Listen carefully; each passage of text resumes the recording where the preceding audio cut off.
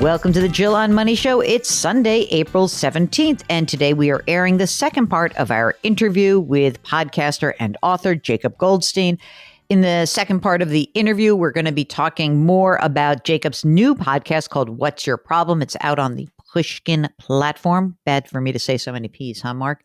Anyway, there's some cool problems that the founders of many companies are trying to solve. So it's kind of fun to hear him chat about that. So here's the second part of our interview with Jacob Goldstein. Everyone would be a better investor if he just acted rationally. I mean, you'd be a better investor if you just owned index funds, rebalanced once a year, and you didn't muck around with it. But we can't stop ourselves because we are human beings, right? I know. You know what I do is I have most of my money in target date funds, which are like the perfect, because they rebalance anyway, so you don't have to do anything. And then I have this little side pot that's like money that I know I'm doing dumb things with. I just know that I am, but it's a small enough amount of money that I'm not going to ruin myself. Do you know what I mean? So yes, I can, of course. It's your fun money account. It's my fun money. And instead of going to Atlantic City, I just buy individual stocks at dumb times. Okay. What's in there? Oh, it's funny. I'm not even used to saying that. Weird stuff. So, okay, here's one that has done terribly. Boeing. Terribly. Here's one that has done well that, to be honest, I don't even really understand, but it's my dumb money fund, so I'm allowed. It's not that much money. It's an ETF that tracks carbon in cap and trade markets. Interesting. Yeah. Okay. And do you buy them because of your general interest? Do you do any research? Do you just throw darts? What's your methodology? It's funny that we're talking about this. My methodology is put all of my money except a tiny bit into target date retirement funds. That's my real methodology, right? Okay. So the other things are I really feel dumb talking about it because I know it's a bad idea, right? I know enough to know. And so to call it a methodology would be an insult to the word methodology. All right. But it's dumb for me to have a second drink on Friday night on an empty stomach. I've been known to do it. So I give you the pass. It's okay. Okay. So a friend of mine would convince me to buy a little Boeing because he was like, yeah, it got beaten down because of the pandemic. When things go back to normal, it'll go back up. But of course, the reason it's dumb is everybody else already knew that. That fact was already priced in, right? That's the reason you can't beat the market. And I know that. And yet I did it anyway. That's all right. I mean, it seems like you're doing okay. I'm doing fine. What story do you wish you could be covering? Because you're doing these, you've got a season. So how many episodes will be in your first season? Well, 12, but I think the show's kind of going to go forever. So, I need to book everybody. I need to book 50 people. So you tell me, I'm raising who should my I hand. book? So when I come on, the problem I am solving, ready for my problem I'm solving, is that people are just crazy about their money. And I'm happy to come on anytime, just to, chit chat.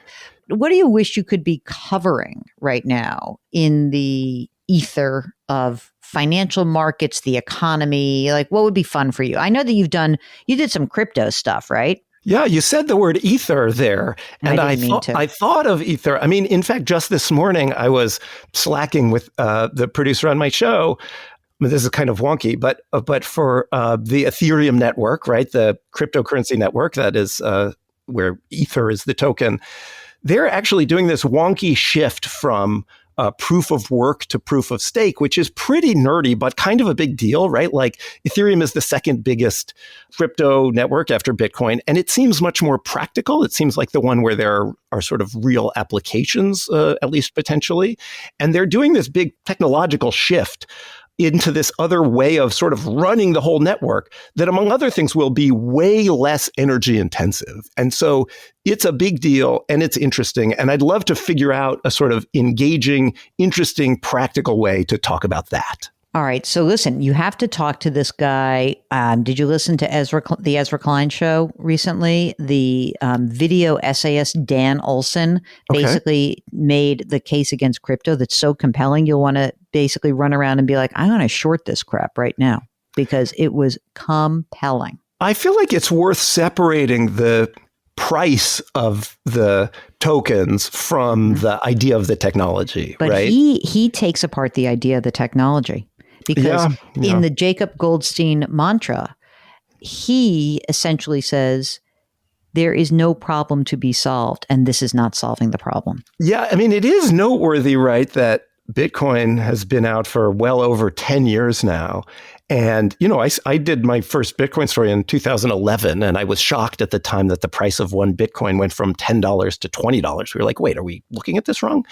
And yet, so obviously the price has gone up more than 1,000-fold since then. And yet nobody has figured out what to do with it, right? And I certainly would have thought at the time, it wasn't obvious to me that it would work, but I certainly would have thought either it will work or it won't work and it will go away.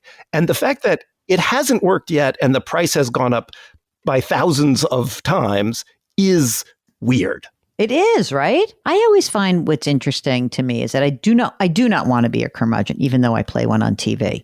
But what I always find amazing is how little changes in the world of finance. Yes, the products change, but there aren't that many monster breakthroughs. And some, like an index fund is a monster breakthrough. It's a monster breakthrough. Right? Shout out John Bogle. Right. Okay. And trading for free or low cost brokerage. Shout out to Charles Schwab. Right. We once had Charlie Schwab on the show. Right. So that's cool. Right. Or Ned Johnson, who just died from Fidelity. Like, hey, cool. Like retirement plan stuff.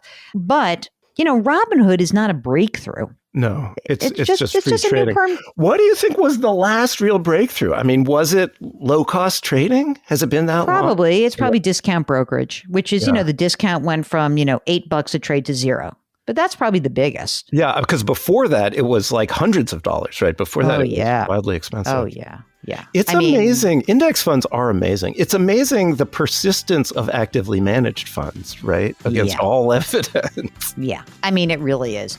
Okay, that's it for the show. If you've got financial questions, maybe as you're doing your taxes at the last minute, some things have arisen in terms of what you need to be thinking going forward.